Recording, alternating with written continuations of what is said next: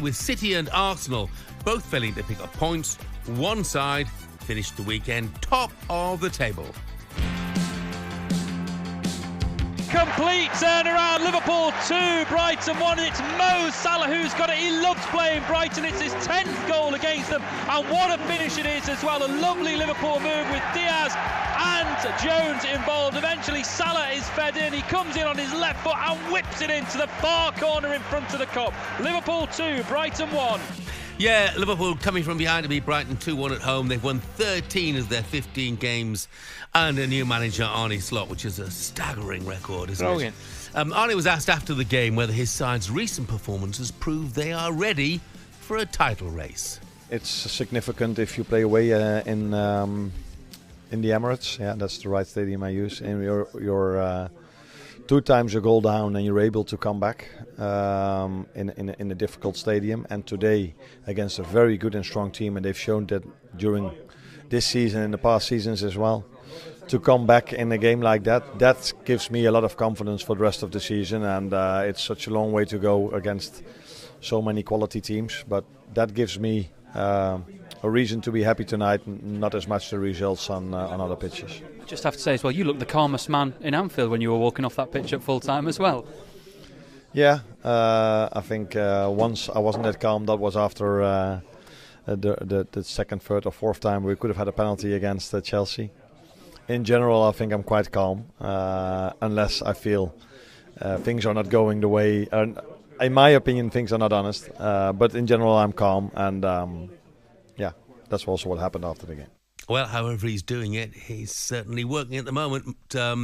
Mark in Rochester says, in fairness, it's hard to say how Liverpool will do, as we've only played Arsenal, Chelsea and Manchester United, so we haven't played anyone decent yet. Mark, you are a naughty boy. Naughty. Very naughty. Naughty indeed. boy, Mark.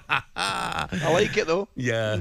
Mo Salah, of course, on the score sheet again, out of contract next summer. Can speak to foreign clubs in January. Somebody suggested to me on text earlier on in the season that maybe the reason that 3 contracts haven't been signed yet is that the players were unsure who was going to take over from Jurgen Klopp, and potentially wanted to see how the new manager, Arne Slot's face fitted before they decided on staying or not. Well, look, joining the show now to talk all about it, former Liverpool striker Emile Heskey. Morning to you, Emile. Morning, Emile. How you getting on? Morning, guys. I'm good, thank you. Yourselves? Smashing, yeah, mate. Thanks. Fantastic. I mean, the thing about Liverpool, it strikes me at the moment, Emile, is that they find a way to win games. You know, first half against Brighton, really pretty much played off the park, but they still found a way to win the match. And I think that's a hallmark of champions, really, when you're not really playing too well, but you still find a way to win. They've got arguably one of the best players to ever do it now, in Mo Salah. I know there's been a lot of criticism over the years about sometimes he's not in the game and blah, blah, blah. But when you're putting in the numbers that he's putting in every single season, you can't really doubt him now.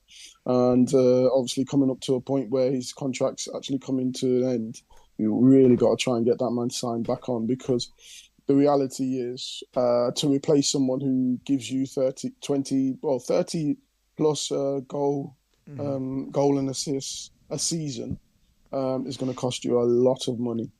Has it surprised you a little bit that nothing's been done as yet? There might be reasons that we don't know, Emile, but I'm thinking, and I'm including Trent and Big Virgil in that situation as well, because nowadays, you know as well as MD, it's clearly very, very important for sides to get players down, knuckle down, get 18 months, 2 years into when their contract's up, they normally sit down and have negotiations.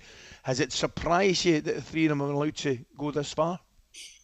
Yeah, it has surprised me. Like you're saying, usually it's when you come towards like the 18-month mark or 2 years to 18-month mark where you actually start sitting down. But again, with the magnitude of these contracts, you're probably thinking that it actually could be just rumbling on with finer details. And like you're saying, with the manager, who's going to be coming in, whether they fit their profile that they want as well. And now they've hit the ground running. I do believe that Virgil was talking about their contracts talks are ongoing right now. Yeah. It'd be nice to hear about the others, to be honest with you, and know that they're actually coming to a conclusion as well. because again, you need them players to stick around. To when you're talking about Trent, arguably one of the best right backs to do it, that can roll into midfield as well and play in several different positions, set things up and score goals as well. So these are very, very vital individuals. Well, look, I mean, Liverpool, as we know, Emile, I mean, they were wonderful under Jurgen Klopp, absolutely wonderful. A lot of people wondered what Arne Slot would do when he came in. Have you seen any significant changes, or is it just a case of Slot keeping the Klopp Liverpool ticking over? I think there's a few little changes. I think, but more possession based, trying to build through the thirds. I think the midfield now with Gravenberch are just a bit of an engine now that we can readily rely upon. I think Curtis Jones has got a real vital position to play as well, coming into his own. So I believe that they're a little bit different. I would love to get another forward in just to help with Nunez. Someone who's going to give you the consistent goals that your Mo Salah is giving. We've definitely missed Mane in that sense as well, because the amount of goals he contributed as well. But in saying that, Salah doesn't seem like he's diminishing at all. Listen, Emile, never mind all this top-flight football in England stuff. I'm moving on to the important stuff. Going to watch your boys play as a dad. Right. Now, I believe you've both, well, you get certainly two lads that have got extreme talent, and I got a little bit of a chance. And it was a special day. Hat-trick for one of them?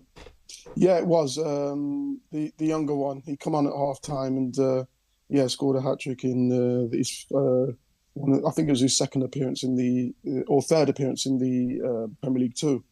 So yeah, it was great to see them both. Similar player to his dad?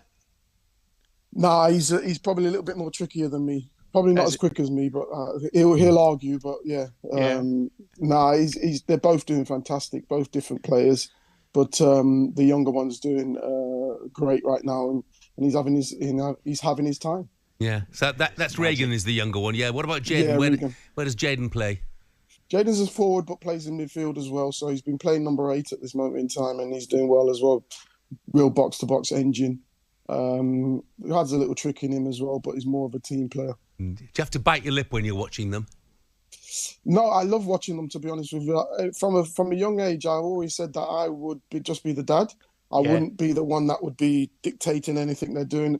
I've been lucky in a sense that they're arguably one of the best, if not the best, academy to be at for development. So you just leave them and let them enjoy that journey. Wonderful. And then obviously getting into first team football, under 21s football and then first team football, it's a little bit different, and they'll probably need a bit of guidance then. But when it comes to development, I would say arguably City and probably Chelsea are arguably the best. Yeah. Well, good luck to them. Look, I'm just going to nail you down, Emile. Will Liverpool win the title? I think so. I think they'll have to ride a little bit of a tough patch at some stage, but they're showing they've got the resilience to go behind in games and really fight back, especially when they're not really playing that well. Emile, appreciate you joining us. Thanks very much indeed. Good luck, for your time. Thank you, guys. Great to see you. Thank you. Cheers.